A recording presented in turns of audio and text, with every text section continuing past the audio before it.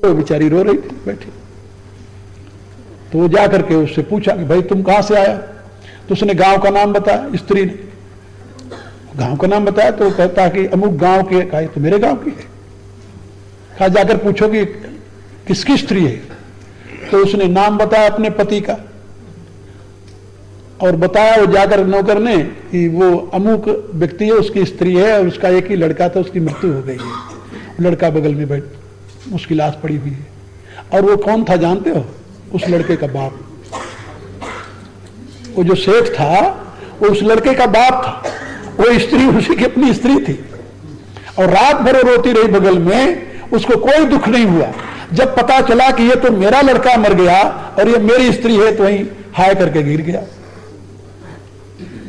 कहने का अभिप्राय कि जहां आपका संबंध है, जिसे आपने अपना मान रखा है, वहां यदि कोई दुर्घटना हो जाए तब तो आपको चुभती है, दुख होता है। लेकिन जहां आपका ममत्व नहीं है, जिसको आप अपना नहीं माने, वहां दुर्घटना हो भी जाए तब भी आपको कोई दुख नहीं होता। रोज दुर्घटनाएं होती रहती है। रास्ते में आप जाते हो, यहां से कहीं दिल्ली जाने लगो तो देखो रास्ते में कितने एक्सीडेंट होते रहते पड़े हुए हैं। कितनी तो लाशें पड़ी रहती हैं, लेकिन कोई ध्यान नहीं देता, चला जाता है। क्यों? इसलिए कि उसके साथ अपना कोई संबंध नहीं है। इसलिए दुख किस चीज का है? संबंध का। और यह संबंध सारा का सारा माना हुआ है, माना हुआ संबंध है। सृष्टि क्रम में जितने संबंध हैं सब स्वीकार किए हुए हैं। एक जगह एक महात्मा कथा कर रहे थे तो बता रहे थे कि संसार के सारे संबंध माने हुए हैं, इसलिए इन संबंधों में आसक्त नहीं होना चाहिए।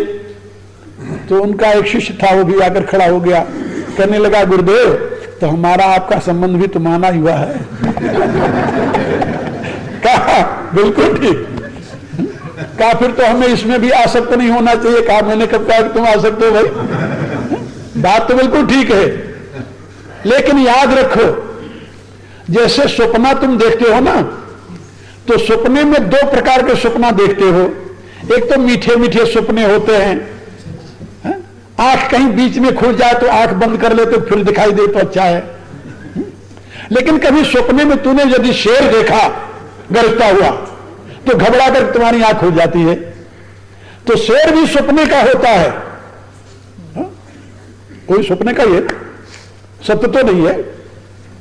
जैसे सपने का शेर तुम्हारे जागने में हेतु बन जाता है और बाकी सपने के सारे दृश्य तुम्हारे सोने में हेतु बनते हैं, इतना ही अंतर है। दुनिया के अन्य जितने रिश्ते हैं ये तुम्हारे सोने में हेतु बनते हैं, लेकिन गुरु शिष्य का रिश्ता जो है शेर की तरह वो जागने में हेतु बन जाता है, वो तुम्हें जगा देता। इतने अंतर है। तो मैं आप लोगों को ये बता रहा था कि महा अजय संसार रिपु जीत सकई सो वीर, वह वीर पुरुष इस महान अजय संसार रूपी शत्रु के ऊपर विजय प्राप्त कर लेता है। कौन? जाके असरथ हो ही दृढ़ सुनऊ सखा मति धीर। भगवान कहते हैं हे मित्र, हे सखा, जिसके पास ये धर्म रूपी रथ होता है वह महाअजय संसार रूपी शत्रु को जीत लेता है। आप लोग धर्म रूपी रथ को अपनाएं। इसके 24 गुण हैं, 24 गुण।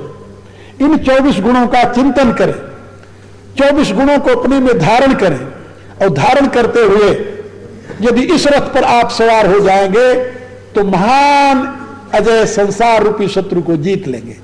फिर दुनिया में आपको पुनः यहां आवागमन के चक्र में नहीं आना पड़ेगा। इसका यही प्रयोजन है। शास्त्र का, सदगुरु का, विद्वान का यही प्रयोजन है कि आपको इस सत्य का अवबोधन कराया जाए। इन्हीं शब्दों के साथ अनंत मंगल कामनाएं व्यक्त करते हुए ये 9 दिन का जो ज्ञान सत्र है यहां विश्राम पाता है। आप लोग इस धर्म रथ के चिंतन को अपने जीवन में उतारने की कोशिश करें। इसमें बताए हुए 24 गुणों से युक्त होकर के धर्म रथ पर सवार हो जाए। ये धर्म रथ ही आपको मोक्ष पद प्रदान करने में सक्षम होगा, दूसरा कोई साधन नहीं। ये जितने बाहर के रथ हैं, कारें हैं, चाहे आप कोई कीमती से कीमती गाड़ी क्यों न ले लें, या आपको तो अपने डेस्टिनेशन पर भी यहीं नहीं पहुंचा पाती, बीच में एक्सीडेंट हो जाता है, तो मोक्ष तक कहां से ले जाएगी? ये सारे साधन मोक्ष तक नहीं पहुंचाएंगे। आपके जीवन लक्ष्य तक पहुंचाने के लिए तो आपको धर्म रथ पर ही आरूढ़ होना पड़ेगा। प्रभु से प्रार्थना है, मेरी मंगल कामना है कि वह अपनी करुणा से आप लोगों में ऐसी सामर्थ्य और शक्ति प्रदान करे जिससे आप धर्म रथ पर आरूढ़ होकर अपने जीवन लक्ष्य की तरफ आगे बढ़ सकें। इसके साथ ही अनंत मंगल कामनाएं व्यक्त करते हुए मैं उस पवित्र आत्मा को पुनः बहुत बहुत आशीर्वाद प्रदान करता हूं जिसके प्रयत्न से ये 9 दिन का कार्यक्रम आयोजित हुआ, जो शरीर से तो नहीं है लेकिन अशरीरी होकर के 9 दिन तक मेरे इन विचारों को उसने सुना है, और मुझे विश्वास है प्रभु कृपा से वह उसी धर्म रथ पर आरूढ़ होकर के अपने परम गति को प्राप्त करेगा।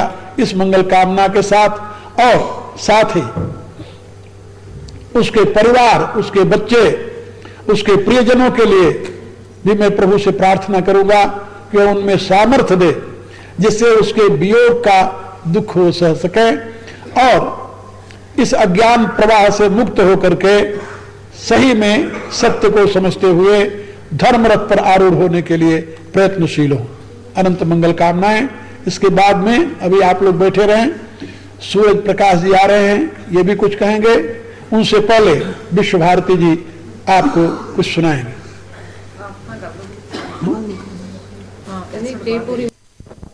सवितुर्वरेण्यं भर्गो देवस्य धीमहि धियो यो नः प्रचोदयात्।